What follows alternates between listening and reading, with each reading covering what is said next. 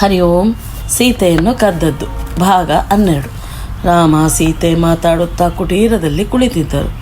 ಮರೀಚನು ಬಂಗಾರದ ಜಿಂಕೆಯ ರೂಪ ತಾಳಿ ತಿರುಗಾಡುತ್ತಿದ್ದನು.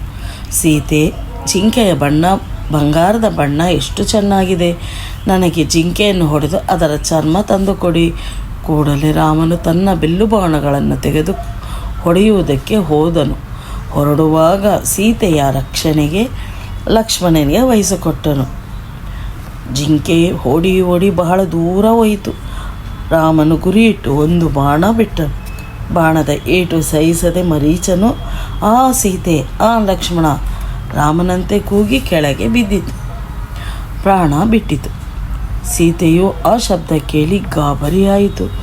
ರಾಮ ಕಷ್ಟದಲ್ಲಿದ್ದಾರೆ, ಲಕ್ಷ್ಮಣ ನೀನು ಸಹಾಯಕ್ಕೆ ಹೊರಡು. ಇಲ್ಲ ಮಾತೆ, ಸಾವಿರಾರು ಜನರನ್ನು ಅಣ್ಣ ಒಬ್ಬನೇ ಎದುರಿಸಿದ್ದಾರೆ. ಸೀತೆಗೆ ಕೋಪ ಬಂತು. ನೀನು ಹೋಗುವೆಯೇ ಇಲ್ಲವೋ ಎಂದು ಗದರಿಸಿದಳು. ಆಗ ಸರಿ ಮಾತೆ ಎಂದು ಒಂದು ಗೆರೆ ಎಳೆದು, ಯಾವುದೇ ಕಾರಣ ಗೆರೆ ದಾಟಿ ಬರಬಾರದು ತಾಯಿ ಎಂದು ಲಕ್ಷ್ಮಣ ಹೇಳಿದ. ಸೀತಾಮಾತೆಗೆ ರಾವಣನು ಒಬ್ಬ ಬ್ರಾಹ್ಮಣನ ವೇಷ ಧರಿಸಿ ಭಿಕ್ಷಾಂದೇಹಿ ಎಂದು ಗೆರೆ ಹತ್ತಿರ ಬಂದಾಗ ಬೆಂಕಿ ಬಂದಿತು. ಅದರಿಂದ ಗೆರೆ ಒಳಗೆ ಹೋಗದೆ ಭಿಕ್ಷೆ ಕೇಳಿದ. ಆಗ ಸೀತೆಯು ಗೆರೆ ದಾಟದೆ ಭಿಕ್ಷೆ ಹಾಕಲು ಬಂದಳು. ಆಗ ರಾವಣ ಗೆರೆ ದಾಟಿ ಭಿಕ್ಷೆ ಹಾಕಿ ಒಳಗೆ ಹಾಕಬಾರದು. ಆಗ ಸೀತೆ ಬ್ರಾಹ್ಮಣರು ಎಂದು ತಿಳಿದು ಹೊರಗೆ ಬಂದಳು. ತಕ್ಷಣ ರಾವಣ ನಿಜ ರೂಪ ಬಂದಿತು. ಆಗ ರಾವಣ ಹೇಳಿದ, ಎಲ್ಲ ದೇವತೆಗಳು ನನ್ನನ್ನು ನೋಡಿ ನಡುಗುತ್ತಾರೆ. ನೀನು ನನ್ನ ಜೊತೆ ರಾಜ್ಯವಾಳು, ಬಂಗಾರದ ಲಂಕೆ, ರಾಮ ಲಕ್ಷ್ಮಣ ಇವರ ಜೊತೆ ಅಲೆದಾಡುವೆಯಾ? ಈ ಮಾತು ಕೇಳಿ ಸೀತೆ ಕೆಂಡ ಕಾರಿದಳು. ನೀಚ, ನನ್ನ ಗಂಡ ಮತ್ತು ಮೈದುನರು ಬರುವಷ್ಟರಲ್ಲಿ ಹೊರಡು, ಇಲ್ಲವಾದರೆ ಪ್ರಾಣಕ್ಕೆ ಅಪಾಯ. ಕೂಡಲೇ ರಾವಣ ಸೀತೆಯನ್ನು ಎತ್ತಿಕೊಂಡು ರಥದಲ್ಲಿ ಕುಳ್ಳಿರಿಸಿ ಸೀತೆ ರಾವಣನ್ನು ಬೈಯುತ್ತಾ ಬೆದರಿಸುತ್ತಾ ಶಾಪ ಹಾಕುತ್ತಿದ್ದಳು. ದಾರಿಯಲ್ಲಿ ಪಕ್ಷಿರಾಜ ಜಟಾಯು ರಾವಣನ್ನು ತಡೆದು ನಿಲ್ಲಿಸಿದನು. ತುಂಬ ಗಲಾಟೆಯಾಯಿತು. ಅವರಿಬ್ಬರಲ್ಲಿ ರಾವಣನು ಖಡ್ಗದಿಂದ ಜಟಾಯು ಪಕ್ಷಿಯ ರೆಕ್ಕೆ ಕತ್ತರಿಸಿದನು. ಪಕ್ಷಿಯು ಕೆಳಗೆ ಬಿದ್ದಿತು. ಆಗ ರಾವಣನು ಸೀತೆಯನ್ನು ಕರೆದುಕೊಂಡು ಹೋಗಿ ಅಶೋಕವನದಲ್ಲಿ ಇಟ್ಟು ಬಿಟ್ಟನು. ತುಂಬ ರಾಕ್ಷಸರು ಬೆದರಿಸಿರಿ ಸೀತೆ ಮನಸ್ಸು ನೋಯಿಸತೊಡಗಿದರು. ಮರೀಚನು ಸಾಯಿಸಿ ರಾಮ ಹಿಂದಿರುಗುವಷ್ಟರಲ್ಲಿ ಲಕ್ಷ್ಮಣ ಬಂದು ಗಾಬರಿಯಿಂದ, ಲಕ್ಷ್ಮಣ ಸೀತೆ ಬಿಟ್ಟು ಬಂದಿಯಾ? ಲಕ್ಷ್ಮಣ ನಡೆದದ್ದು ಹೇಳಿದನು. ಸರಿ ನಡೆ. ರಾಮನು ಹೇಳಿದ, ನನ್ನ ಮನಸ್ಸು ಸೀತೆಗೆ ತುಂಬ ತೊಂದರೆಯಾಗಿದೆ ಅನಿಸುತ್ತಿದೆ.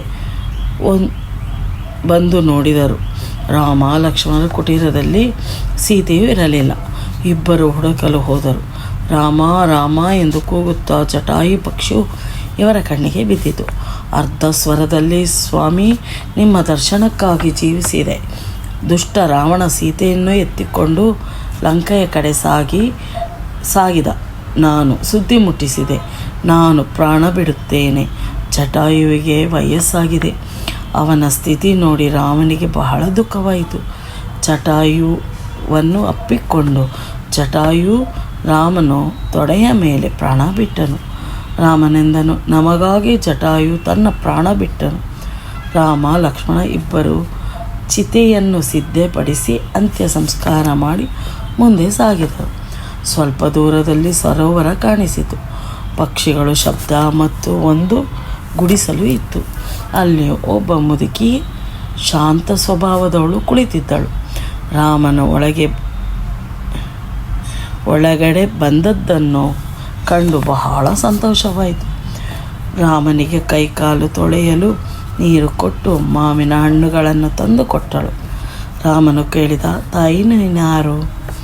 ಎಷ್ಟು ದಿನದಿಂದ ಈ ತಪಸ್ಸು ಮಾಡುವೆ? ಮುದುಕೆ ಎಂದಳು. ನಾನು ಶಬರಿ. ನಾನು ತುಂಬ ದಿನದಿಂದ ಆರಾಮಾಗಿ ಇದ್ದೇನೆ.